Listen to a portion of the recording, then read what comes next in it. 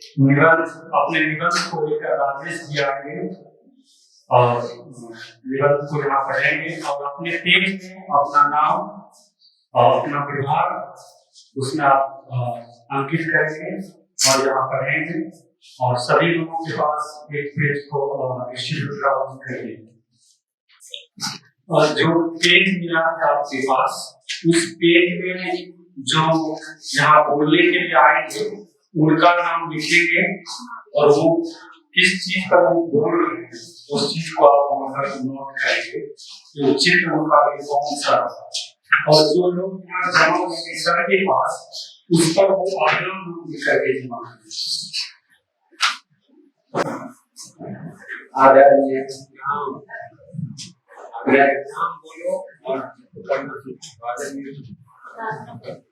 मैं राजेश कुमार सेमेस्टर 3 का छात्र। मेरा निबंध का शीर्षक है कोविड-19 या कोरोना। शीर्षक बाद ताकि सभी लोग राइट डाउन कर लें इस पर सस्पेंस में शीर्षक हो। सबके पास जमा करना शीर्षक आपका सस्पेंस शीर्षक नहीं होता ताकि जो पेज डिस्ट्रीब्यूट हुआ इसका कोई मीनिंग हो। ठीक है, शीर्षक से जो भी पढ़ने आओगे अपना शीर्षक अपने पास ही रखोगे, सिर्फ जो है करके जो तुमने लिखा। आज से 2 वर्ष पूर्व एक बीमारी आई थी जो कि कोरोना के नाम से जाना जाता है। WHO ने इसे कोविड-19 नाम दिया था। कोविड-19 पूरे विश्व में फैल गया था। सर्वप्रथम इसकी शुरुआत चीन के वुहान शहर में हुई थी। यह महामारी प्राणघातक था जो कि एक प्रकार का छुआछूत बीमारी थी। मानव एक दूसरे के सामने रहना, बातचीत करना, एक साथ चलना आदि से दूर रहने लगा था। यहाँ तक कि घर के अपने परिवार भी एक दूसरे से दूर रहने लगे थे। प्रदेश में रहने वाले घर आने लगे थे। प्राणघातक बीमारी होने के कारण सरकार इस रोग को रोकने के बहुत प्रयास किए, लेकिन पूर्ण सफलता न मिल पाने के कारण WHO के मंत्री एवं अन्य देशों को सावधान होने के लिए जागरूक किए। भारत में यह महामारी सर्वप्रथम 13 मार्च 2020 में प्रवेश कर गया। भारत के प्रधानमंत्री नरेंद्र मोदी की अध्यक्षता में महामारी के बचाव के लिए संगठन करके 22 मार्च 2020 को पूर्ण लॉकडाउन घोषित कर दिया। इस महामारी ने पूरे विश्व को प्रभावित किया। बड़े बड़े वैज्ञानिकों ने महामारी के रोकथाम के लिए दवाई का उपचार में लगे, लेकिन अभी भी पूर्ण तरह से दूर नहीं हुआ है। इस रोग से अनेकों की जान चली गई, यहाँ तक कि डॉक्टर भी इसे अछूते नहीं रहे। प्रधानमंत्री नरेंद्र मोदी के साथ साथ अन्य देश एवं सभी राज्य के मंत्री धार्मिक के प्रति उतर आए, जैसे कि घर की सारी लाइट को बंद करके टॉर्च को 10 मिनट के जलाने के लिए बोले थे एवं थाली भी बजवाए थे। इसके बाद डॉक्टरों की सहायता से महामारी में रोकथाम होने लगे। भारत में अभी तक 2 बार कोविड-19 का लहर आ चुका है। इस महामारी से विश्व के सारे देश प्रभावित हुए थे। देश के अमीर व्यक्तियों, व्यापारों, बिजनेसमैन हो या आम नागरिक, सभी प्रभावित हुए थे। इस सबसे अधिक वो प्रभावित रहे जो कि मजदूर वर्ग दूसरे शहर में रहकर काम करके जीवन यापन कर रहे थे। पूरे देश में लॉकडाउन की वजह से सभी प्रकार के गाड़ी, मोटर, ट्रेन, हवाई जहाज, पार्क, मंदिर आदि बंद कर दिए गए थे। गाड़ी, ट्रेन आदि परिवहन बंद होने के कारण शहर में आपाधापी मचने लगी थी। काम भी बंद हो गया था। जो भी मजदूर कंपनी आदि वगैरह में काम करते थे वो सारे बंद हो गए थे। काम नहीं चलने के कारण रोटी कैसे मिलेगी, यह सोचकर सभी अपने अपने घर आने लगे थे। कितने व्यक्तियों ने भूख के कारण जान गंवा दिए थे। भूख की वजह से ट्रेन की पटरी पर सो कर आत्महत्या कर लिए थे। कोई पैदल तो कोई रातों रात अपनी गाड़ी से या जैसे भी हो घर आना उसके मन में लगे रहते थे। इतना होने के बावजूद भी सरकार ने इतनी कड़ी नियम लगा दिए थे कि जब कोई प्रदेश से आते हैं तो उसे पहले कोविड जांच करा के फिर 14 दिन के लिए कोविड सेंटर में डाल दिया जाता था, जहां की भरपेट भोजन भी प्राप्त नहीं होता था। उस व्यक्ति के अपने माँ पिता पुत्र पुत्री वे उससे बातें नहीं करते थे। सरकार ने इस महामारी के रोकथाम के लिए प्रत्येक व्यक्ति को मुंह पर मास्क लगाने का सुझाव दिया एवं सभी व्यक्ति को वैक्सीन लगाने के लिए फ्री में उपलब्ध कराए। अतः इन सभी बातों से हमें यह पता चलता है कि यह कोविड जो कि प्राण घातक बीमारी है एवं इससे विश्व के सभी देश प्रभावित हुए। बस इतना ही करना।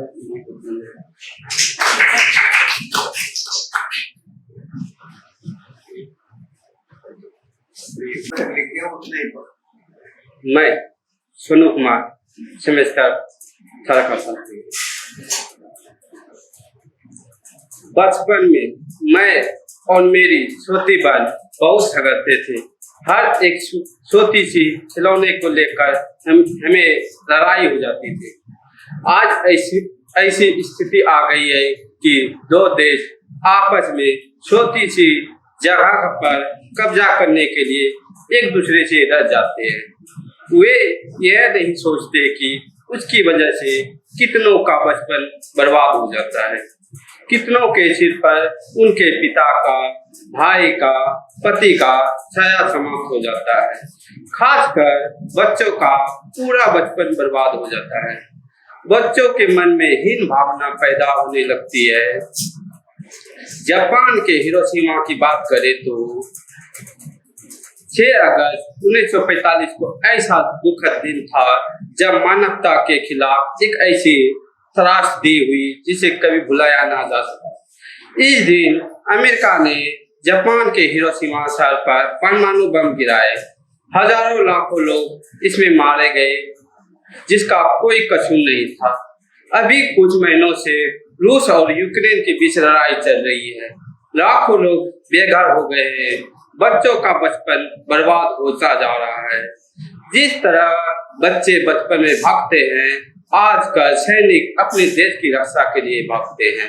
वे अपने बच्चों के भविष्य की चिंता किए बिना आपस में लड़ जाते हैं। वे भूल जाते हैं कि वे सैनिक या और सामान्य नागरिक से पहले इंसान है। बचपन का बहुत ही महत्वपूर्ण समय होता है। बचपन का जीवन बहुत ही महत्वपूर्ण समय होता है। यह जीवन का पहला चरण है जिसे हम पसंद करते हैं। इसके अलावा वह यह समय जो भविष्य को आकार देता है। बचपन की यादें अंत जीवन के भर की यादें बन जाती है। इसी बीच अगर देश के बीच में लड़ाई हो जाती है तो उसके मन में बुरी यादें बच जाती है। ये बच्चे देश का भविष्य है और अगर इसका बचपन सही ढंग से व्यतीत ना हो तो वे आगे चलकर भविष्य में राष्ट्र का विकास में कैसे मदद करेगा। निष्कर्ष,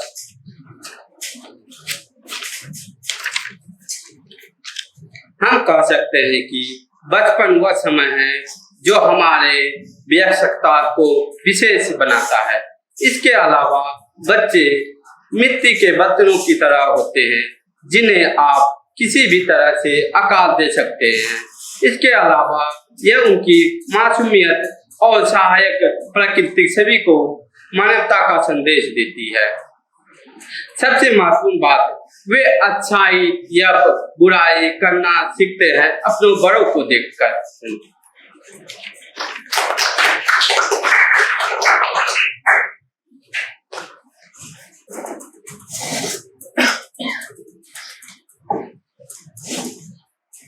सिंह गुरुदेव व्यवसाय पार्टी नमस्कार।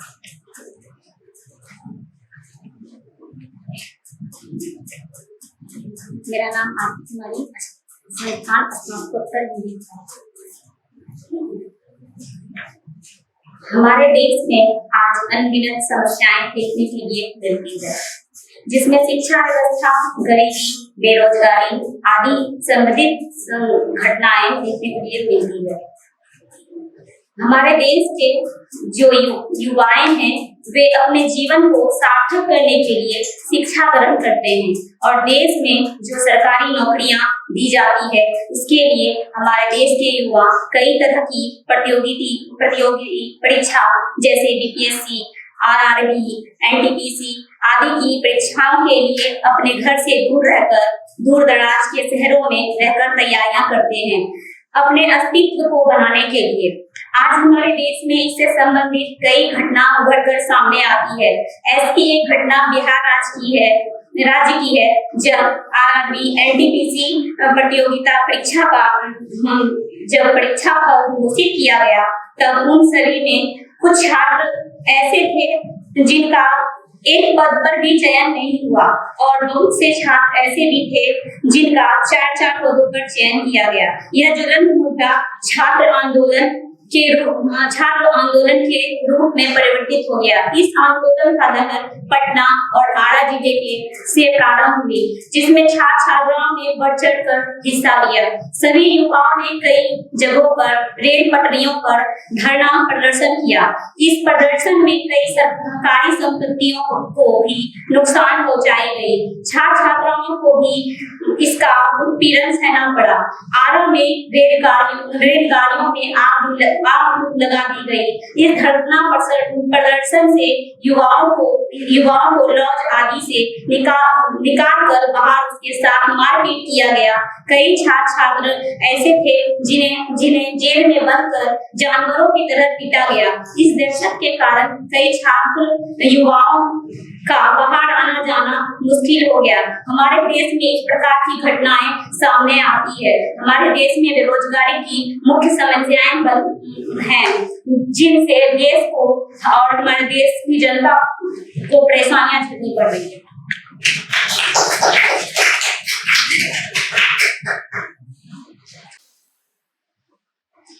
मैं शिखाश्री सेमेस्टर 3 से। हमारा पर्यावरण दिनों दिन प्रदूषित होता जा रहा है। हम सभी इस ओर अपना ध्यान नहीं देते हैं, सिर्फ अपनी सुविधा के बारे में सोचते रहते हैं। अपने स्वार्थ में इस तरह अंधे हो गए हैं कि सिर्फ अपने बारे में सोचते रहते हैं, अन्य लोगों की आवश्यकता पर ध्यान ही नहीं देते। अपने सुख सुविधा के लिए वन को नष्ट कर रहे हैं। लोगों को ऐसा लगता है ये हमें सिर्फ फल, फूल या लकड़ी उपलब्ध कराते हैं, जबकि ऐसा नहीं है। पेड़ कितने लोगों को आश्रय देती है, यह हमें ऊर्जा का संचार करती है। जब खेत में काम करते हुए किसान थक जाते हैं तो उस समय पेड़ ही एकमात्र सहारा बनता है। वो उस समय पेड़ की छांव में बैठकर ठंडी हवा का आनंद उठाते हैं, कुछ क्षण आराम करते हैं, पुनः अपने कामों में फिर प्रयासरत रहते हैं। जब कहीं दूर से पैदल चलकर आते हैं तो थकान महसूस होने पर दूर से पेड़ पर नजर पड़ते ही मन में आशा जगती है। कुछ क्षण ठंडी हवा का आनंद उठाकर फिर यात्रा प्रारंभ करते हैं। इस प्रकार ये यात्रा को सफल बनाने का कार्य करती है।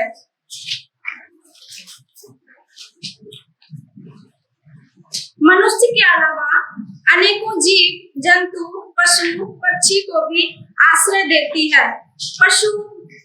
पक्षी अपना घोंसला पेड़ पर बनाकर अपने आप को सुरक्षित महसूस करती है। पशु दिन भर इधर उधर घूमते हुए थकते हैं तो कुछ क्षण छांव में बैठकर अपने थकान को मिटाती है। गर्मी के दिनों में बच्चे पेड़ में झूला बनाकर ठंडी हवा का आनंद उठाते हैं। शाम में सभी पक्षी वापस अपने घोंसले में आते हैं तो उसकी चहचहाहट सुनकर मन प्रसन्न हो जाता है। लेकिन इसका विनाश तीव्र गति से बढ़ता जा रहा है। वन को काटकर उस स्थान पर निजी उद्योग धंधों की शुरुआत कर रहे हैं, जिससे पर्यावरण दूषित होता जा रहा है।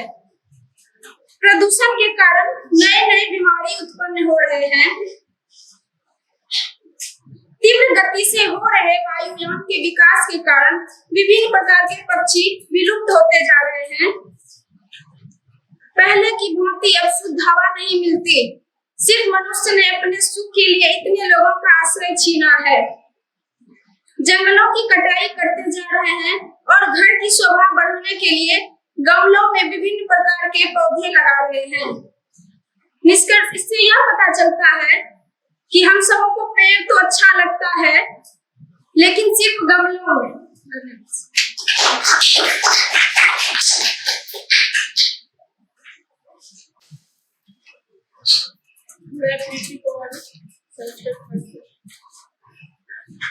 हमारा देश इन दिनों एक बड़ी बीमारी का सामना कर रहा। इस बीमारी का नाम था कोरोना। कोरोना का दौर था, पूरे देश में लॉकडाउन था। इस बीमारी में घर से निकलने के सरकार के आदेश नहीं थे। बाहर निकलने पर पुलिस की पहरेदारी थी। हर ऑफिस कारखानों को बंद कर दिया गया था। लोगों के काम छूट गए थे। लोग अपने घर से दूर अन्य राज्यों में रोजगार करते थे और काम बंद हो जाने के कारण उनके पास खाने के लिए पैसे नहीं थे। इस परिस्थिति में उन्हें कमरे का किराया भी देना पड़ता था। इस महामारी के समय में लोग अपने अपने घर आने के बारे में सोचने लगे, लेकिन पूरे देश में लॉकडाउन होने के कारण यातायात की कोई सुविधा नहीं थी, तो लोग पैदल ही घर आने लगे। अपने अपने परिवार को साथ लिए। उनके साथ छोटे छोटे बच्चे भी थे। वो चल नहीं पा रहे थे। उनकी माँ उन्हें गोद में, उनके पिता उन्हें कंधे पर बैठाए आ रहे थे। यह दृश्य बहुत ही दुखदायी था।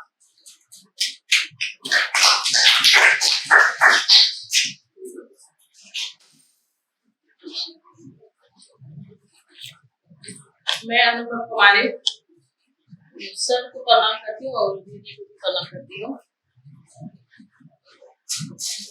मेरा रूप न बिगाड़ो, सुन लो ये दुनिया वालों, मुझसे ही मिलता जीवन, मेरा रूप न बिगाड़ो। पर्यावरण जीवन का आधार है। पर्यावरण का शाब्दिक अर्थ है परिजो आवरण, अर्थात जो हमारे चारों ओर है, और आवरण जो हमें चारों ओर से घेरे हुए है। वर्तमान में पर्यावरण का रूप बिगड़ रहा है, तो मनुष्य का रूपरेखा कैसे सुधर जाएगी? पर्यावरण धरती की शान है। अगर धरती हरी भरी रहेगी तो सभी क्षेत्र में शांति बनी रहेगी, नहीं तो अशांति ही फैली रहेगी। जैसे एक कहावत है, भगवान जी की माया कहीं धूप कहीं छाया। जैसे मनुष्य अपनी मर्जी से काम करते हैं, ठीक उसी प्रकार प्रकृति भी अपने मर्जी से काम करती है। तभी तो कहीं हरियाली है और कहीं जला हुआ, कहीं बंजर भूमि तो कहीं उपजाऊ, कहीं बारिश होती है तो कहीं बारिश नहीं होती है। ऐसा नजारा आपको एक ही जगह देखने को मिल रहा है। तो इसमें भी कहीं ना कहीं हम, आप और हमारा समाज दोषी है। और ये सभी प्रकृति आपदा जो होती है उसका कारण है पर्यावरण को संभाल कर नहीं रखने की नतीजा। प्रकृति से ही तो हमें सभी कुछ उपलब्ध होते हैं, जैसे हवा, पानी, खाद्य पदार्थ, रासायनिक पदार्थ, ईंधन इत्यादि। हमारा पर्यावरण भी हमसे कुछ मदद की अपेक्षा रखते हैं, जैसे कि हमारा लालन पालन, जिससे कि हमारा लालन पालन को हमारा जीवन बना रहे, कभी नष्ट ना हो। मनुष्य भौतिक सुखों के वजह से दिन प्रतिदिन प्रकृति सुखों तत्वों को स्वीकार रहे हैं, जिसके कारण हमारे समाज का भी बिगड़ते चला जा रहा है। पर्यावरण को नष्ट करने से मनुष्य के पास सुविधा रहते हुए भी कोई काम का नहीं होता है। चाहे हवा के लिए पंखा, कूलर, एसी क्यों न हो, उस भौतिक सुख से शारीरिक हानि होता है, क्योंकि प्रकृति मानव जाति के लिए ही सभी जीव, क्योंकि प्रकृति मानव जाति के लिए प्रकृति मानव जाति के लिए ही नहीं सभी जीव जंतुओं के लिए एक वरदान है। इन प्रकृति संसाधनों में हवा, ताजा पानी, सूर्य का प्रकाश, जीवाश्म ईंधन इत्यादि आते हैं। यह जीवन के लिए इतने महत्वपूर्ण है कि इनके बिना कल्पना भी नहीं की जा सकती। हम जो सांस ले रहे हैं वो हमारे पर्यावरण पर निर्भर करता है। अगर हम पर्यावरण को नहीं बचाएंगे तो हमें स्वच्छ हवा कहाँ से मिलेगी?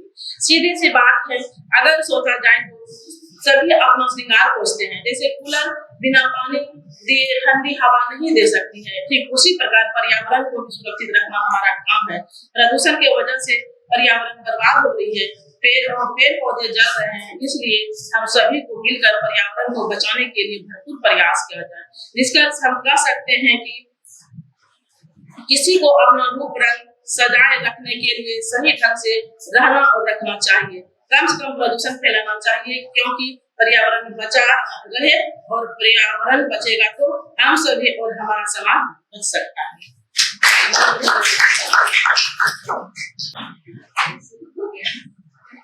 मैं सुभद्रा कुमारी।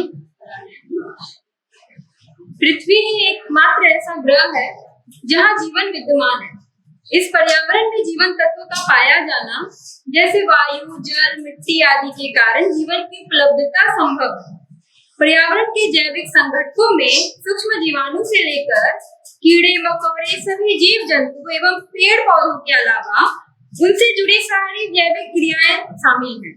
पर्यावरण के अजैविक संगठनों में निर्जीव तत्व और उनसे जुड़ी प्रक्रियाएं आती हैं, जैसे पर्वत, चट्टानें, नदी, हवा और जलवायु के तत्व।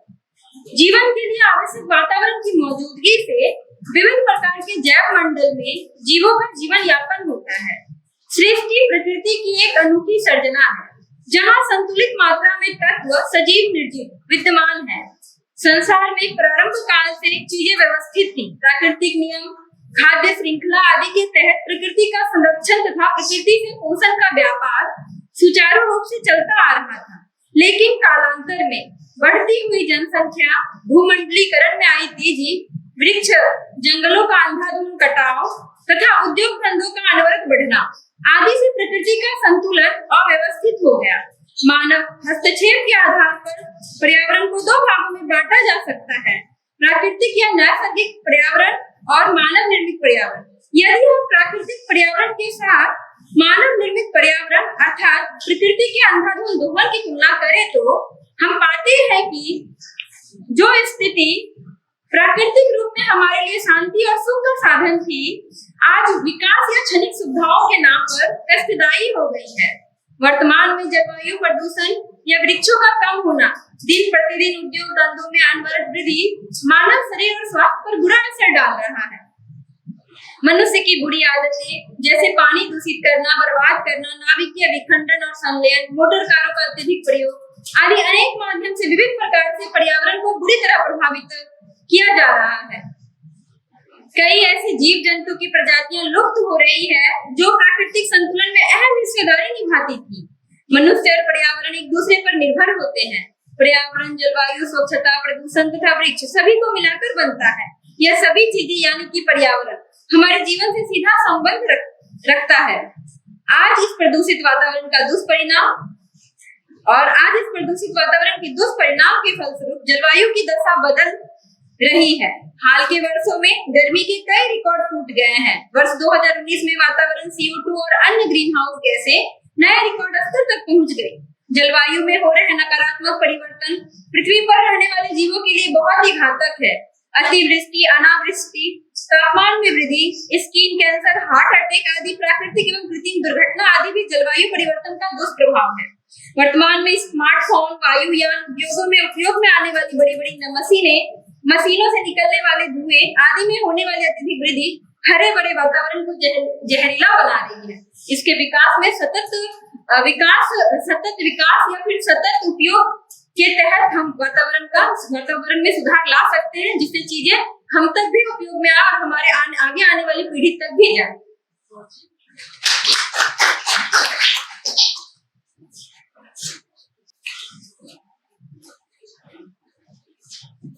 मैं लक्ष्मी, सेमेस्टर 3।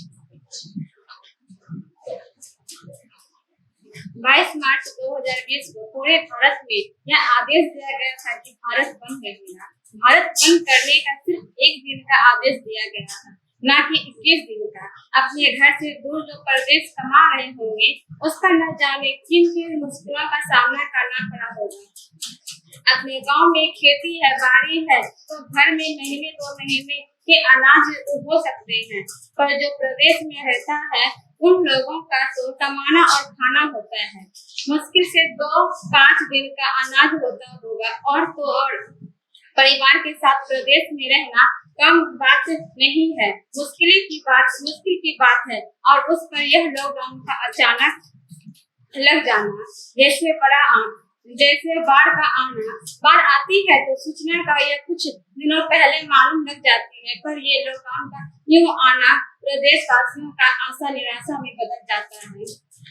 जब लॉकडाउन का समय जो आगे बढ़ने लगता है, तब प्रदेश वासियों को ऐसा लगने लगता है कि भूखमरी से जान जाएगी, बीमारी से जाए या न जाए। उस समय ना ही दुकानें खुलती थी, यदि खुलती भी थी तो एक समय होता था, उस समय दुकानों में भीड़ लग जाती थी। उसके बाद अनाज का दाम 2 गुना होता था, तो प्रदेश में रहने वाले लोग कमाता था, खाता था।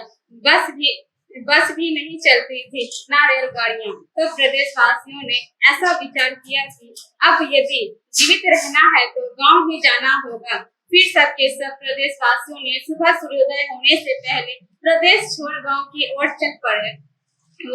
वो गांव ये नहीं सोचे कि कोरोना होगा, बस गांव जाना है तो जाना है, ऐसा सोचकर प्रदेश से गांव की ओर चल पड़े। कोई सिर पर गठरी लिए, कोई कुछ सामान लिए, कोई खुदारी लिए हुए, तो कोई अपने बच्चों को कंधे पर बिठा कर चल पड़े गांव की ओर। जो कुछ थोड़ा बहुत सूखा खाना लिया होगा वो भी कुछ देर चलने के बाद समाप्त हो गई होगी। सड़क प्रदेशवासियों नहीं अपने गांव की ओर जा रहा था, बल्कि गांव या थोड़ा बहुत जंगल की ओर से। ऐसा क्यों? क्योंकि सड़क पर पुलिस तैनात थी। फिर से प्रदेशवासियों को प्रदेश भेज देते और वो लोग गांव जाना चाहते थे, ना कि प्रदेश।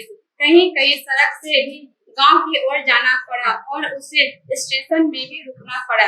दिन रात की थकान से वो पटरी पर ही सो गए। भूखे प्यासे से ऐसी नींद न खुली, कुछ मजदूर की जान चली गई। पैदल एक माता पिता चल लेते हैं, पर बच्चे कुछ दूर तय करने पर थक जाते हैं। वे बच्चे माता पिता के गोद या कंधे पर चढ़ जाते हैं। चलने का मन नहीं, थक गया हूँ मैं, चलना मुझे होगा मंजिल पाने के लिए। पाँव में पड़ गया है छाला, बस नहीं है देह में, भूखे कैसे चल पड़े हैं प्रदेश से। दिन की धूप सताती है, पेट की भूख जलाती है, चलना है मिलो बॉस तक, मंजिल बहुत दूर है।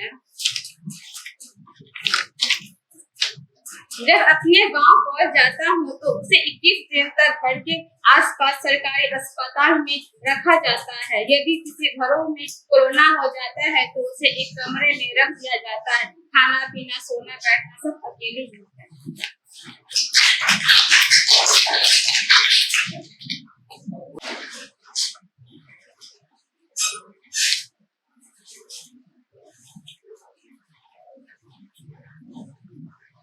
आदरणीय विभागाध्यक्ष महोदय एवं मेरी मैम, आप दोनों को मेरा प्रणाम। साथ ही सुकान भैया को भी मेरा प्रणाम और मेरे सहपाठी आपको मेरा नमस्कार। मेरा नाम नेहा है। विषय तो बताना नहीं। संपूर्ण वैश्विक परिदृश्य में कोरोना बहुत ही भयावह बीमारी के रूप में सामने आई। यह एक ऐसी बीमारी थी जिसमें लोगों के स्पर्श मात्र से एक से दूसरे लोगों में फैलती जा रही थी। इसने आम लोगों के जीवन को तबाह कर दिया। विशेष रूप से मजदूर वर्ग के लोगों पर इस बीमारी का दुष्प्रभाव सबसे ज्यादा देखने को मिला। मजदूर वर्ग पहले ही उन्हें निम्न कोटि में रखा जाता है, निम्न वर्ग में देखे जाते हैं। वह अपनी आजीविका की तलाश में अपने घर परिवार माता पिता बाल बच्चों को छोड़ दूसरे शहरों में जाता है और वहाँ अचानक से बीमारी के शिकार हो जाते हैं। इस बीमारी का आना उनके लिए अत्यंत कष्टदायी हो गया। कोरोना महामारी के चलते विश्व में कई देशों ने लॉकडाउन लगाने की घोषणा और तुरंत बाद भारत में भी लॉकडाउन की घोषणा हो गई, जिसके कारण मजदूरों की कमाई पूरी तरह बंद हो गई। वे दाने दाने तक को मोहताज हो गए। अपने घर परिवार समाज से दूर रहने वाले मजदूरों की दशा दयनीय हो गई। ऊपर से राजनीतिक प्रपंच इसके कारण भी यातनाओं के शिकार हो गए थे। इनकी स्थिति मरने की कगार तक पहुंच गई। उस स्थिति में मजदूर लोग घर लौटना चाह रहे थे। आखिर उनके पास उपाय क्या था? वो घर लौटना चाह रहे थे, परंतु यातायात के साधन को भी उस समय बंद कर दिया गया था। उनकी स्थिति बद से बदतर होती जाती थी। सभी प्रकार के वाहन जैसे कि ट्रेन, मेट्रो, बस आदि बंद कर दिया गया था। इस कारण सड़क पर भी लोगों की लंबी कतारें लग गई थी और कुछ मजदूर वर्ग के लोगों ने दूर शहरों से पैदल ही आना प्रारंभ कर दिया, परंतु रास्तों में उनकी स्थिति बहुत ही खराब हो गई। वह पानी तक के लिए तरसने लगे, परंतु उसे पानी तक देने के लिए वहां पे कोई भी नहीं था। इस पैदल यात्रा के दौरान कुछ लोग तो अपने गांव वापस आ गए, परंतु जिन लोगों के साथ उनके छोटे छोटे बच्चे थे वह अपने पिता के कंधे पर बैठ कर आ रहे थे। उन्हें इस लंबी दूरी को तय करने में काफी कठिनाई का सामना करना पड़ रहा था। कुछ लोग तो इस यात्रा के दौरान मृत्यु के भी शिकार हो गए और जो लोग अपने गांव लौट पाए उन्हें भी 15 दिनों तक अपने परिवार से दूर क्वारंटाइन में रहना पड़ा था। इस प्रकार हम देखते हैं कि इस महामारी के कारण मनुष्य को बहुत ही मुश्किल दौर से गुजरना पड़ा है और इस बीमारी ने मनुष्य को सिर्फ शारीरिक रूप से ही नहीं बल्कि मानसिक रूप से भी आघात पहुंचाया है। धन्यवाद।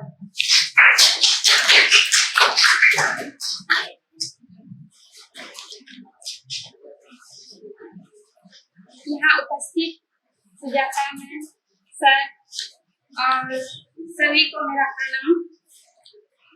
मैं पूजा कुमारी।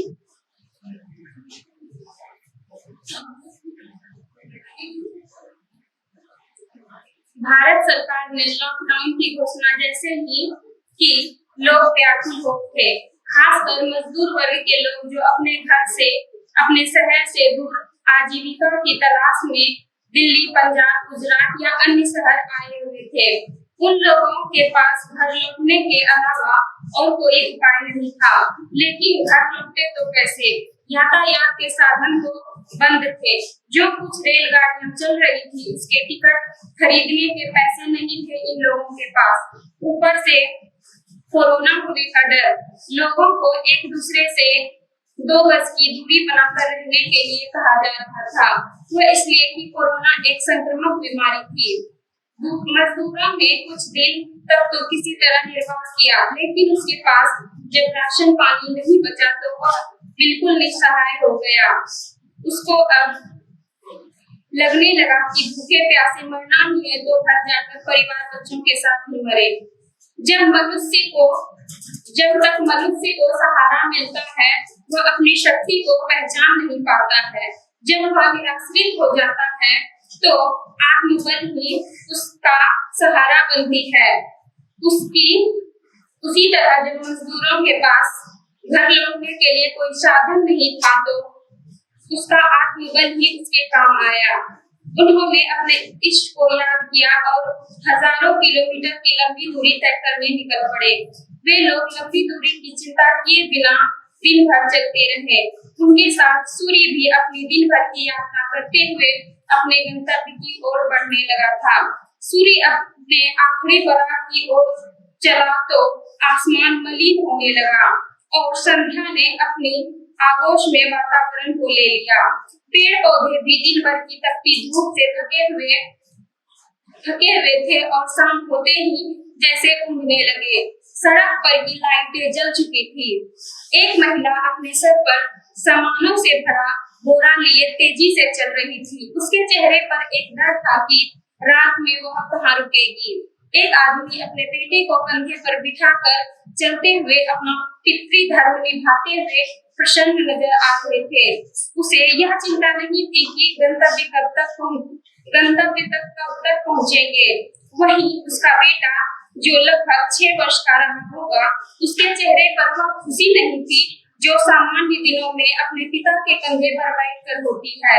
शाम होते देख शायद उसे यह चिंता सताने लगी थी कि वह अब तक घर क्यों नहीं पहुंचा। इस बाप बेटे के समकक्ष एक और व्यक्ति चल रहा था जो अपने कंधे पर उजली सी पाइप में कुछ सामान बांधकर पीठ पर लटकाए हुए था। वह व्यक्ति इस बाप बेटे को गौर से देख रहा था। शायद उसे अपने बेटे की याद आ गई होगी जिसे छोड़कर वह मजदूरी करने दूर शहर आया था। उसके पीछे एक और व्यक्ति अपने हाथ में झोला लिए चल रहा था और इसी तरह ना जाने बहुत से मजदूर स्त्री पुरुष चले आ रहे थे।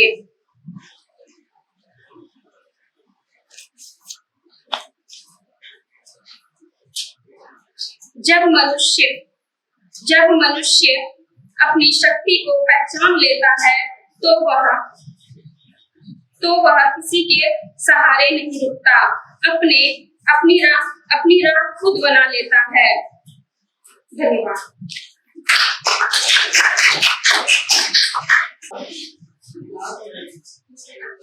एक सुमन नाम का कलाकार था जो कला क्षेत्र के साथ शिक्षा क्षेत्र में भी अपना बहुत अच्छा स्थान बना रखा था, परंतु वो अपने जीवन की कठिनाइयों से परेशान रहता था। परंतु वो हार नहीं माना था।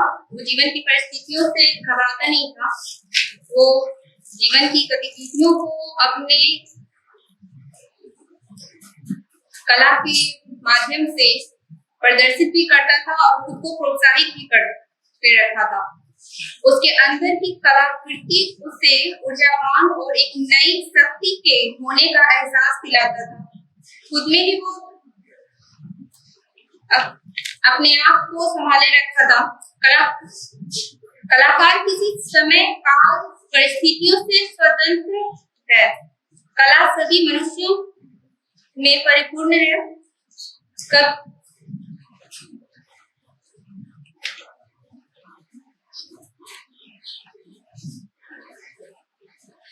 कलाकार किसी समय काल परिस्थितियों से बंधा हुआ नहीं है। कलाकार के अंदर जो कला होती है तो वो हर काल से परे होता है, क्योंकि उसके अंदर की जो कला होती है वो उसी से प्रतिभावान और शक्तिमान ऊर्जावान रहता है। इसके कारण कि उसकी एक अपनी अलग ही पहचान रहती है। सही समय, सही मौके और सही व्यक्ति के चयन से वो अपने आप की अंदर छुपी हुई प्रतिभा को उजागर करता है और अपने आप को प्रस्तुत कर पाता है। कला की कोई पहचान अपनी नहीं होती, वो शून्य की तरह होता है। एक मिट्टी की अपनी कोई जैसे अस्तित्व नहीं होता है, पहचान नहीं होती है कि वो मिट्टी कुछ नहीं है। मगर जैसे ही एक कलाकार उसमें एक अपनी कृति जोड़ता है, अपनी एक अंदर की जो प्रतिभा होती है उसके अंदर अपनी लगन शक्ति डालता है, तो ऐसे अपनी प्रतिभा को उस मिट्टी के अंदर डालता है और उसे एक नया स्वरूप, एक नई दिशा के रूप में प्रस्तुत करता है। शून्य का अगर हम कहें तो गणित के जो शून्य होता है तो वो खुद में कुछ भी नहीं है, शून्य ही है। मगर अगर वो जैसे किसी अंक के बाद लगता है तो वो उसका महत्व बढ़ जाता है। उसी प्रकार एक कला और कलाकार के बीच का एक संबंध होता है। कह सकते हैं माँ का बच्चों के साथ या शिक्षक का विद्यार्थियों के साथ, उसी प्रकार हमारे जीवन का भी कला के साथ संबंध होता है।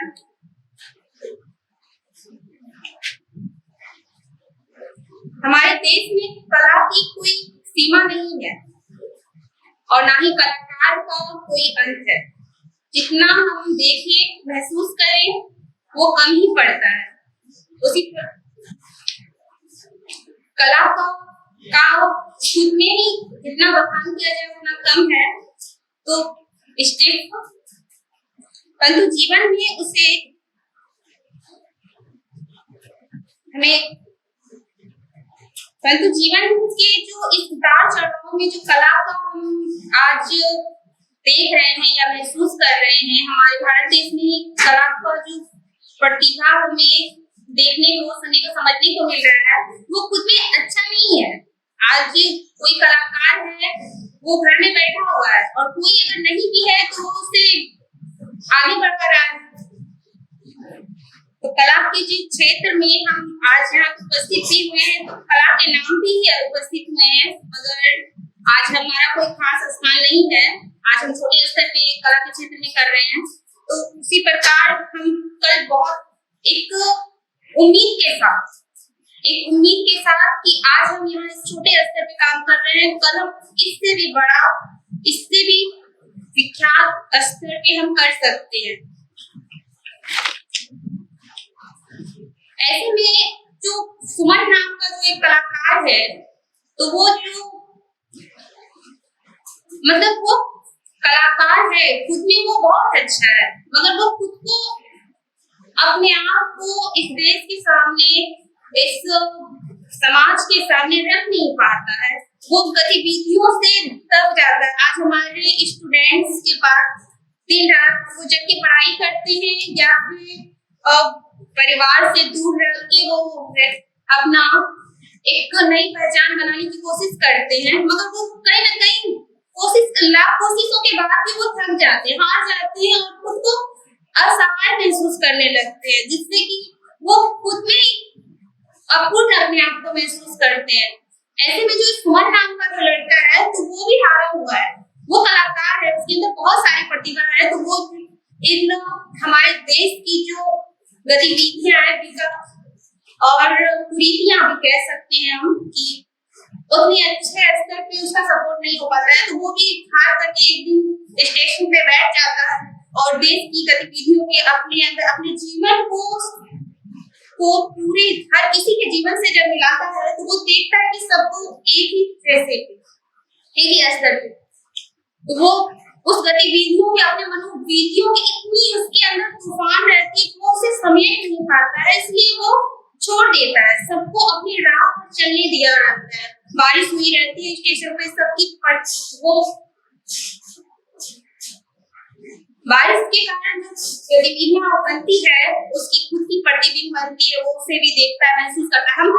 वो हर चीज महसूस करने के बावजूद भी वो बयां नहीं कर पाता है, जिससे कि वो उस अपने आसपास के हुए हलचल को वो समेट कर अपनी कलाकृति से वो एक तस्वीर का रूप देता है, जो हमें एक उसके अंदर की तूफान को बताता है कि वो हम अपने आसपास हो रहे गलतियों को देखते तो हैं, सुनते भी हैं, समझते भी हैं, मगर कुछ कर नहीं पाते हैं। क्यों? क्योंकि वो हम अपने इच्छा शक्ति को लेकर स्वतंत्र होते हैं किसी पर भी, और ये इच्छा शक्ति जो हमारी स्वतंत्रता जो हमें मिली है, कह सकते हैं हमें ईश्वर द्वारा दी गई जो हमारी मनुष्य की जो ये शक्ति है, जो खुद में ही बहुत बड़ी शक्ति है, जिसका हम कुछ कह नहीं सकते हैं, इच्छा शक्ति, स्वतंत्रता,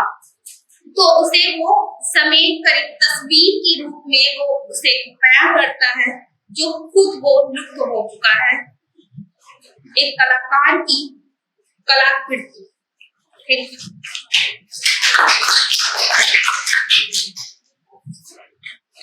मंचा से हमारे देव और को प्रणाम तथा सभागार में उपस्थित सभी प्रतिभागी को मेरा सलाम। मनुष्य एक सामाजिक प्राणी है, जिसमें देवत्व और आसुरी दोनों मौजूद है।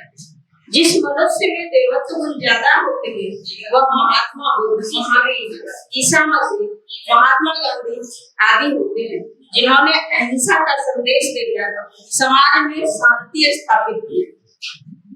वही आसुरी या पशुता वाले गुण के आ जाने से द्वेष, ईर्ष्या, झगड़े, क्लेश अत्याचार की संभावना बढ़ जाती है। ऐसे तो हर मनुष्य का हृदय यही चाहता है कि हमेशा जीवन में शांति रहे, परंतु कुछ विकट स्थितियां उसे हिंसक बना देती है और यहीं से युद्ध की शुरुआत होती है। झगड़े घर में भी होते हैं, परंतु उसे घर के सदस्य मिलकर सुलझा लेते हैं।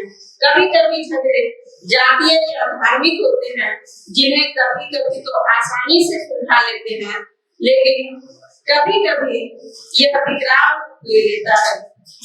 लेकिन जब झगड़े वृहद रूप लेते हैं, तब युद्ध की स्थिति बन जाती है।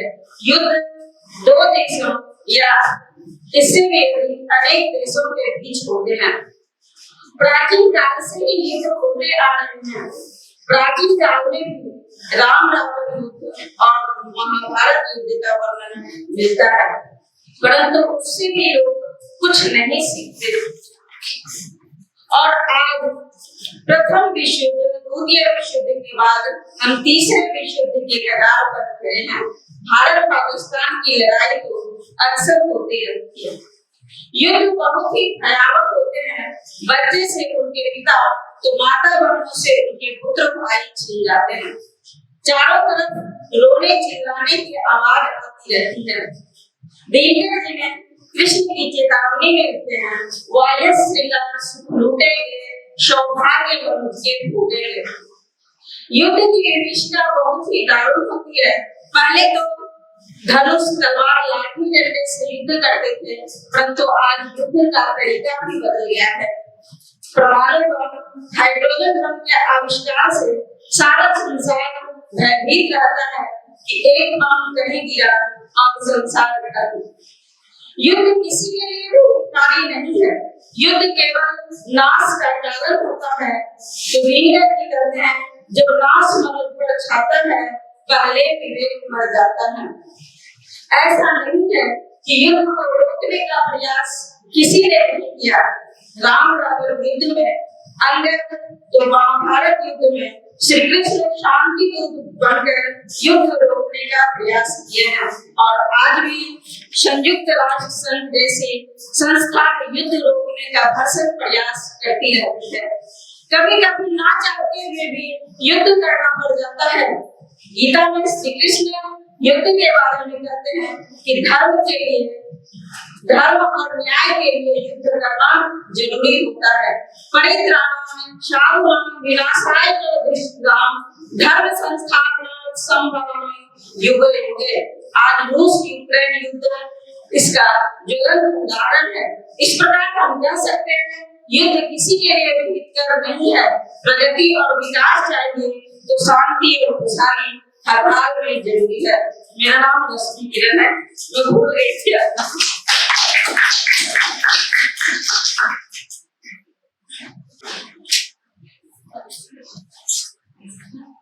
परम आदरणीय पूजा करना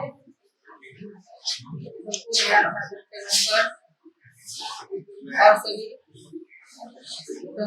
को मेरा नमस्कार। मैं कुमारी निवेदिता, पीएचडी स्नातकोत्तर हिंदी विभाग। प्रेम दो अक्षर का छोटा सा शब्द है, जिसे सुनकर मन प्राण आह्लादित हो जाते हैं। प्रेम दो अक्षर का छोटा सा शब्द, जिसे सुनकर मन प्राण आह्लादित हो जाते हैं।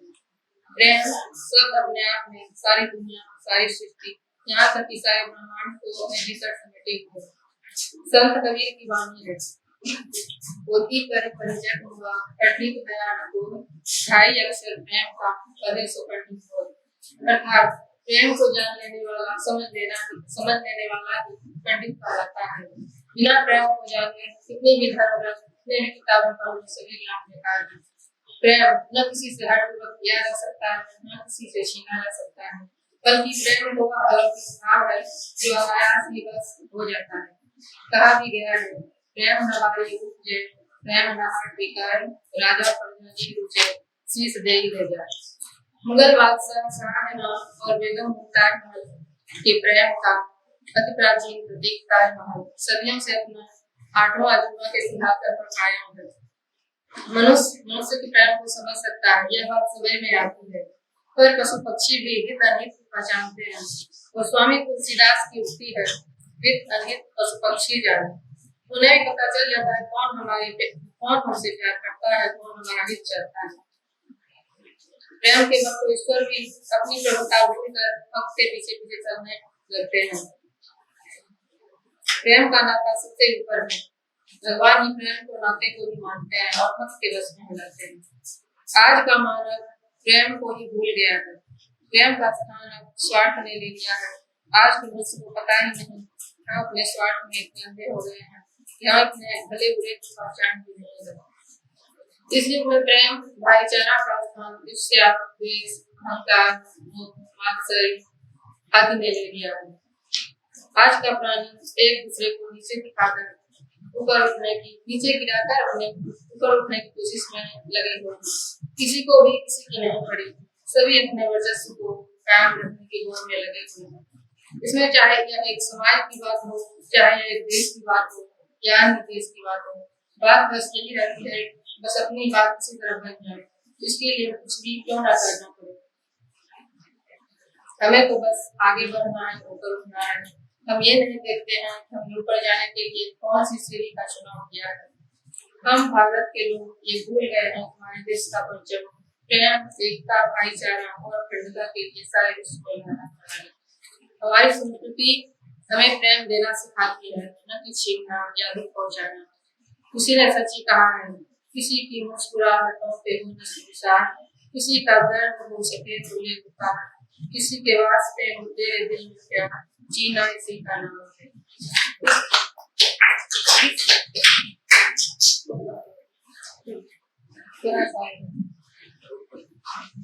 इस वर्तमान समय में मनुष्य से ज्यादा पशु सुंदरता को पहचानते हैं। प्रेम की कदर करना वे अच्छे से जानते हैं। इस वायुमंडल में बढ़ते प्रदूषण से ताजमहल की सुंदरता में कमी हो रही है। यहाँ की हरियाली समाप्त होती जा रही है। अगर प्रदूषण पर रोक न लगाई गई तो वह दिन दूर नहीं जब यह ताजमहल प्रेम का प्रतीक न होकर घृणा का प्रतीक बन जाए। मनुष्य आपसी भाईचारा भूलकर जाति पाति के भेदभाव में फंसा हुआ है। आपसी भेदभाव से कुछ भी हासिल नहीं होता है, सिर्फ हानि उठानी पड़ती है। जो आनंद मिलकर रहने में है वह अकेले रहने में कहा भी गया है, अकेला चुनाव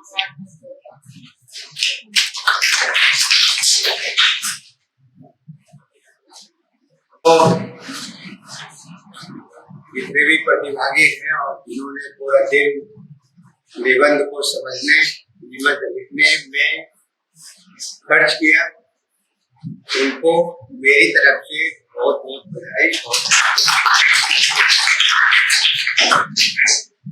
हम लोग एक नया काम कर रहे हैं।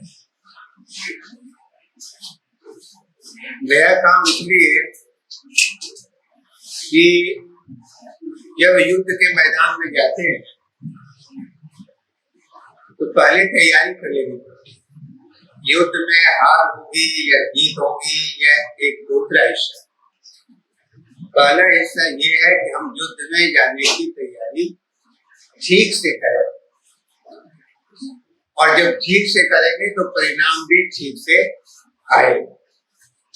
तो हम लोग जो यहाँ कर रहे हैं या करवा रहे हैं वो ये है, एक तैयारी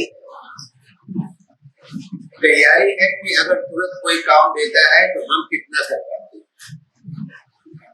कुछ चित्र दिए हैं और चित्र देने के बाद हमने 1 घंटा या 1.5 घंटा उस पर अपना मन लगाया, बौद्धिक कसरत की। जो बात समझ में आई, ये जो भी बात समझ में आई उसको हमने लिखा। तो अभिव्यक्ति शास्त्र का पहला उद्देश्य अभिव्यक्ति करना है। हर एक हिस्से में कविता हो, कहानी हो, लेख हो। कल हम लोग कहानी पर काम करेंगे। तो आज निबंध क्या है, निबंध को समझने की कोशिश, और फिर हम लोग निबंध का लेखन हम लोगों ने किया। चंपक पत्रिका एक आती थी, बहुत छोटी सी, मतलब बहुत पहले, पता नहीं अभी आती है। तो जानवरों की बहुत उसमें कहानियां दी जाती थी। और सुकांत कुमार के लिए हम लोग चंपक शायद पराग भी उस समय था या क्या, नन्हे सम्राट इस तरह के होंगे उस समय खरीद कर लाया करते। तो बहुत कुछ तो याद नहीं रहता है, लेकिन एक चुटकुला उसका याद है। एक छोटा सा चुटकुला है, संदर्भ यही है जुड़ा हुआ, इसलिए वो चुटकुला सुना देना चाहते हैं कि बहुत मेहनत तुम लोगों ने कर ली तो थोड़ा सा आनंद वाला भी काम हो गया। एक कवि सम्मेलन में चुटकुला लिखा हुआ था कि एक कवि सम्मेलन हो रहा था, तो एक बूढ़ा कवि, जिसको उम्र काफी हो गई थी, वो मंच पर गया और मंच पर जैसे ही कविता इस तरह से देख के पढ़ना चाहता था कि उसके दांत जो लगा हुआ था वो इसका क्या कहते हैं, दांत, कृत्रिम दांत नहीं लगाते, दांत टूटने के बाद जो दांत लगाए वो दांत गिर जाता था। एक बार हुआ, 2 बार हुआ, 3 बार हुआ, तो दर्शक में से एक खड़ा हुआ। उस दर्शक ने कहा कि कवि महोदय कैसेट ही लगाते रहिएगा कि कुछ कहिएगा भी।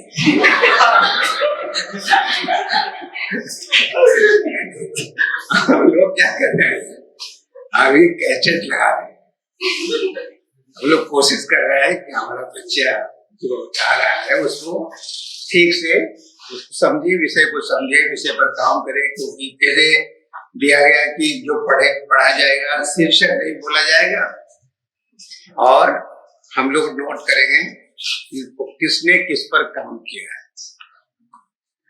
तो अब बताइए कि हम लोगों का जो वोटिंग है कि किसके पक्ष में ज्यादा जाता है।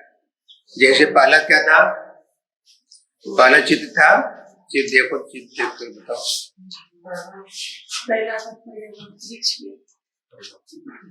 वृक्ष पहला है, वृक्ष जुड़ा हुआ है जिससे, पर्यावरण से। तो पर्यावरण पर कितने लोगों ने काम किया अपना अपना, ये हाथ तो उसको देख करके 3 लोगों ने पर्यावरण पर काम किया। अनुपम कुमारी, सुभद्रा कुमारी और शिखा सिंह। 3 और भी नहीं, ये 3 है। तो पर्यावरण पर 3 हुआ।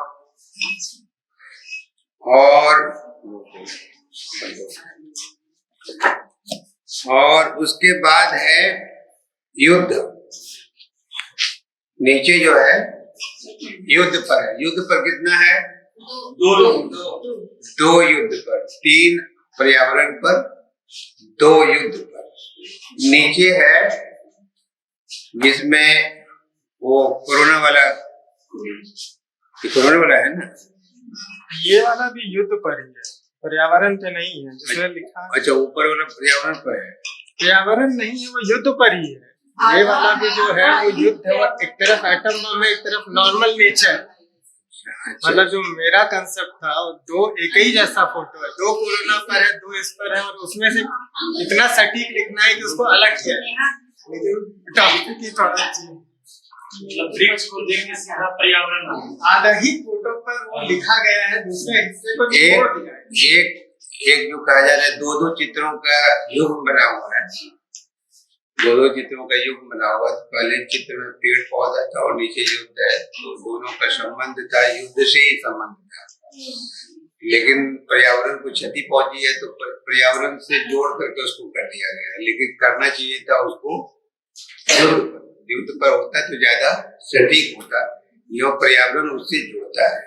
नीचे जो है वो है कोरोना का। कोरोना पर कितने लोगों ने लिखा है, संख्या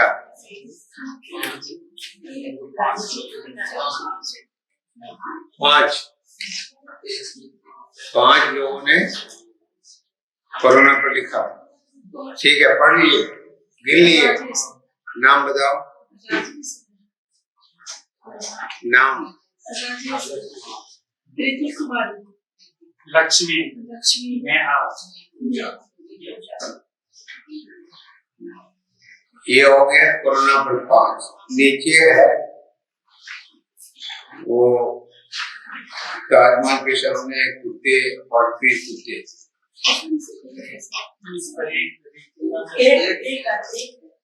सस्पेंस में रहा होगा। ये जुड़ा हुआ है जिससे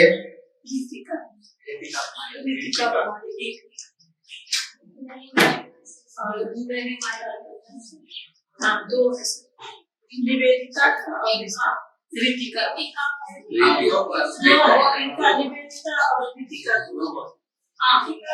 दो है इस पर प्रेम पर, और नीचे है जो छात्रों का,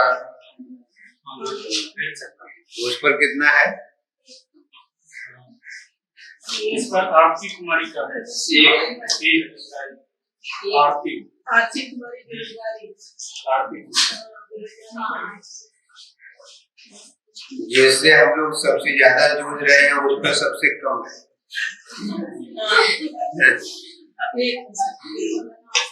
और प्रेम तो लगता है जीवन से भाग ही गया, लेकिन दो प्रेम पर है, और उसके ऊपर जो कोरोना पर 5 है। कोरोना जो है ज्यादा हम लोगों को प्रभावित किया है, और युद्ध और पर्यावरण को जो जोड़कर है, तो उसमें कितना है? उसमें दोनों मिला के 5 है। लेकिन मिला के क्या है, तो युद्ध पर ही था, पर्यावरण पर वो हिंसा था नहीं, तो उसको युद्ध ही करना चाहिए था। तो हम लोगों ने वोट दिया 5 कोरोना को और 5 पर्यावरण युद्ध और पर्यावरण को, 2 प्रेम को, 5 5 10 2 12 13 ही है ना। और जमा करके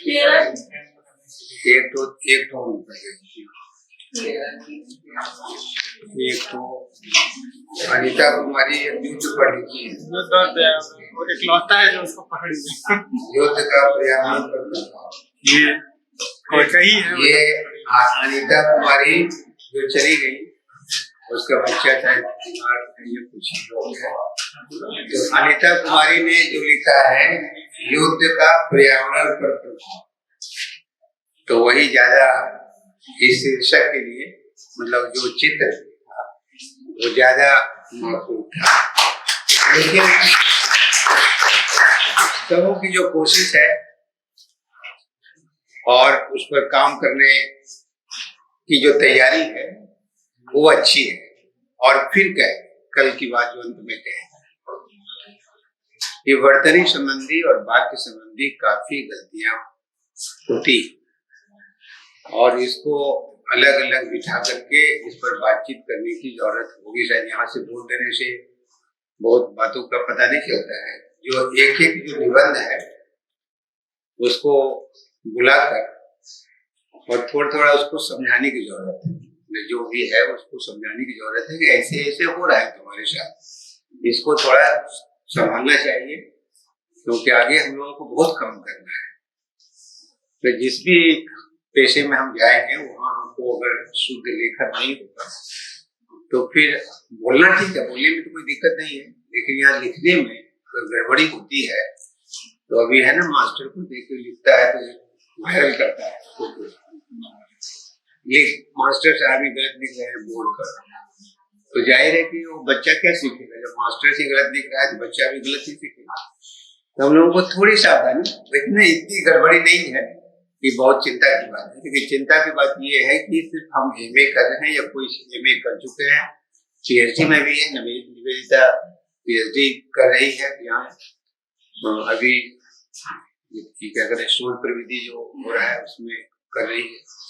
तो जाहिर है कि हम लोग आगे बढ़ गए, और आगे जब बढ़ गए हैं और हिंदी में ही हमको रहना है, हिंदी में ही काम करना है, या किसी भाषा दूसरे विषयों में भी काम करना है, तो शुद्ध भाषा की बहुत जरूरत पड़ती है।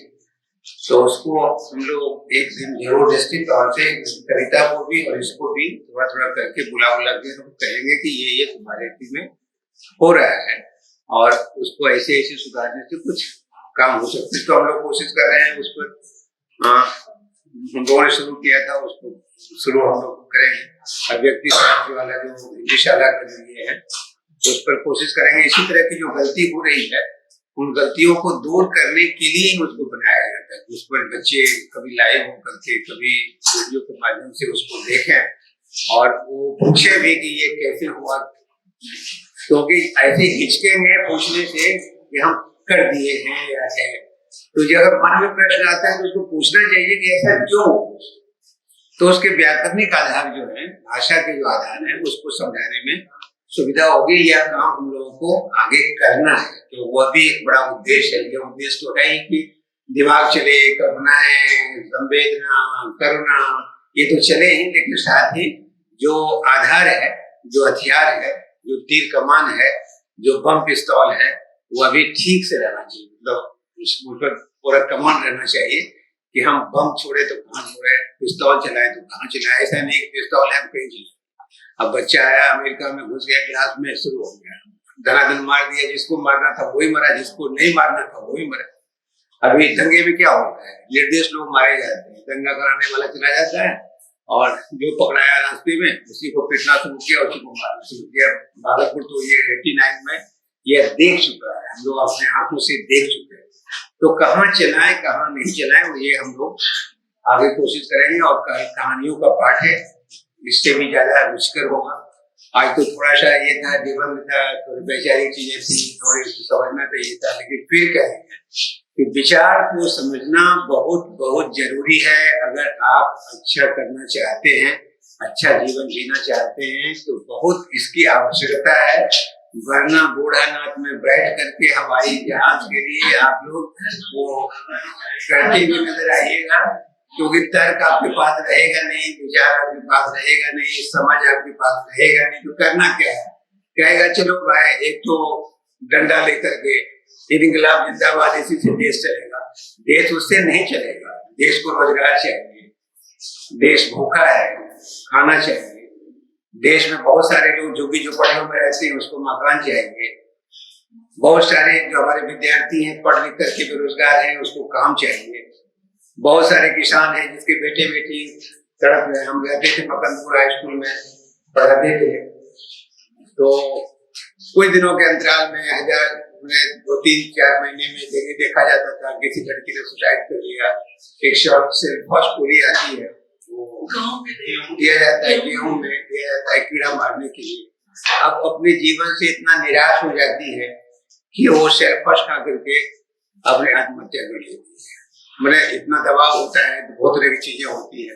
तो उन बच्ची के लिए यह सिस्टम क्यों नहीं सोचा, एक रास्ता तो निकले, वो जीवन तो जिए कम से कम। जहाँ उसका जन्म हुआ, प्रकृति ने जन्म दिया, तो कम से कम इतना तो इतनी सुविधा उसके पास हो कि ये नहीं सोचे कि हमको मर जाना है, संघर्ष ही करना है। तो संघर्ष करके मरी। अब ऐसे क्यों मर जाना, लड़कर मरी। अगर मर बोली भगत सिंह मर गए, 22 साल मर गए, तो ठीक है, वो चले गए। लेकिन भगत सिंह तो आज तक जीवित है, आज तक तुम लोग नाम ले रहे हैं उतने वर्षों के जाने के बाद भी। तो अगर हम जीवन हमारा है तो हम लड़कर मरेंगे। हम ऐसे क्यों मर जाए, जो उदास हो गए, गोली लिए मर गए। अरे मर गए तो मरना तो है, तो तय ही।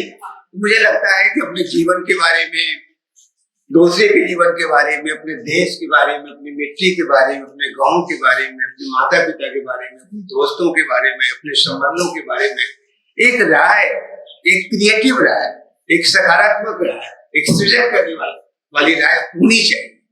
तब आपका जीवन ज्यादा बढ़िया होगा। जीवन जो है संबंधों से चलता है, संबंधों पर ही वो निर्भर कर रहा है जीवन। तो उसको समझने की हम लोग पूरी कोशिश करें, दोनों को भेजा करेंगे, इसकी गाड़ी छूट जाएगी, तुम लोग। तो मुझे लगता है कि आज का जो ये हुआ एक बढ़िया हुआ, और सभी को हम लोग विदाई करते, ज्यादा बढ़िया 3:30 बज रहे थे ना, विदाई करके क्या है, तो आप लोगों को कल के लिए निमंत्रण समय पर 10:30 का मतलब 10:30 होता है, वरना अब कुछ करने से ही दिक्कत है। तो ये है कि 10:30 का मतलब 10:30 होता है, 10:30 में काम शुरू हो जाता है। आप 10:30 में जरूर आए। बहुत बहुत धन्यवाद, बहुत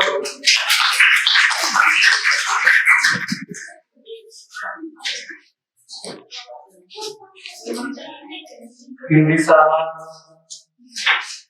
और विभाग के सहयोग से अभिव्यक्ति शास्त्र में कल कहानी होना है और 10:30 का मतलब 10:30 सर हमेशा अपने वक्तव्य में कहा करते हैं कि समय का आगे ध्यान रखना चाहिए और समय का जब तक हम ध्यान नहीं रखेंगे हम आगे नहीं बढ़ पाएंगे।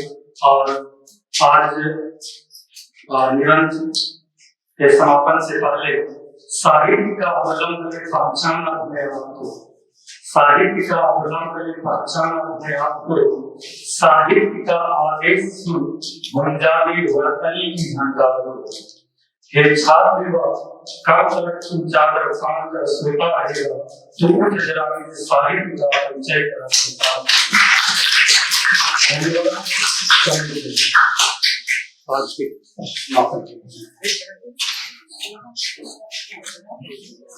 जहाँ तक आज के कार्यक्रम की बात थी, मुझे 2-3 बात कहनी थी। आप लोगों ने लेख पर ज्यादा ध्यान दिया और चित्र देखना भी। बहुत लोगों ने चित्र का विवरण नहीं दिया, उन्होंने चित्र से एक थीम उठा लिया, जैसे कोरोना उठा लिया और उस पर अपनी कहानी लिखा। आज का जो फोकस था वो ये था कि आप चित्र को समझाएं, चित्र में जो डिटेल्स है उसके विवरण पर है। और ये बहुत कम लोगों ने, पूजा ने, कविता ने, ये 2-3 नाम ही है जो चित्र को, मतलब थोड़ा बाहर भटकना अलग बात है, लेकिन वापस चित्र पर लौट जाना चाहिए था हर बार। चित्र पर कोई स्थिर नहीं रहा, सब अपने मन की बात कर रहे थे मोदी की, तो वो नहीं होना चाहिए था जो हमको लगा। तो ये इसलिए बोल रहा हूँ, जैसे इसमें व्यंग के लिए जगह दिए, ये 2 फोटो जो मैंने दिया था ये एक्चुअली ताजमहल के लिए था नहीं। सामने हर जगह 2 कुत्ता है, एक में 2 कुत्ता, एक में 1 कुत्ता है जो ताजमहल को देख रहा है और सामने 2 कुत्ते लड़ रहे हैं। ये व्यंग के लिए था और ये कटाक्ष आज के समय के लिए था कि आज भी हम ताजमहल के नीचे मंदिर तलाश रहे हैं और 2 कुत्ते लड़ रहे हैं। तो ये व्यंग था और इसको समझा नहीं। और प्रेम की मूर्त तो ताजमहल पुरानी हो चुकी है, आज तो नफरत की मूर्त, तो इसको समझना था। और ये भूखा नंगा कुत्ता एक ताजमहल को देख रहा है, उसकी व्यथा क्या होगी, अगर इस पे किसी ने लिखा होता तो बड़ा मजा आया होता। कोरोना काल में ये 2 समूह थे, एक बहुत गरीब समूह था और एक मिडिल क्लास था, जिसमें कि जो इंतजार कर रहा है ट्रेन का और एक जो ट्रेन का भी इंतजार नहीं कर पाया और पैदल नंगे पांव चल पड़ा। तो ये जो व्यथा थी इसको आपको ढालना था अपने लेख में। दूसरे में था एक तरफ जंग है, एक तरफ शांति है, ये एटम बम का साइन है, ऊपर से बम गिर रहे हैं, तो इस पार्ट को किसी ने देखा ही नहीं। पर्यावरण देखा, दूसरी तरफ अज्यूम कर लिया और तो गायब ही हो।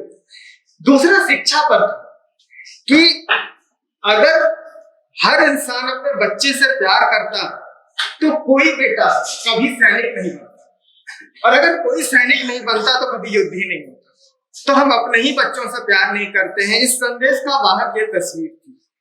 और लास्ट में तो एक प्लेटफॉर्म था, मतलब 2 रेलवे स्टेशन थे, जिसमें एक रेलवे स्टेशन एक नॉर्मल डे को दिखा रहा था, एक रेलवे स्टेशन उसी चीज काल को दिखा रहा था कि विद्रोह का प्रदर्शन भी हम वहां कर सकते हैं।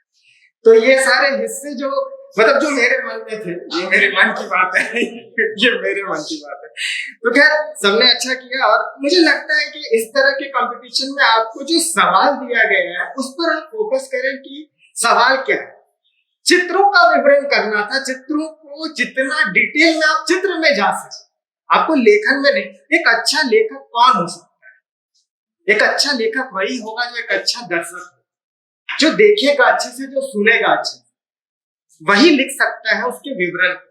आप नजरअंदाज का, आप मन की बात लिख रहे हैं, आप फिलहाल इसमें डायरी नहीं लिखना है, आपको अपनी राय नहीं देनी थी, मतलब ऐसा नहीं कि राय पूरा हटा ही देंगे आप लिख रहे हैं तो आपकी राय तो रहेगी, लेकिन थोड़ा चित्र केंद्रित होना चाहिए था, तो वो थोड़ी कमी थी। खैर हम लोग अभी बहुत सारा प्रधानमंत्री की बात करते हैं।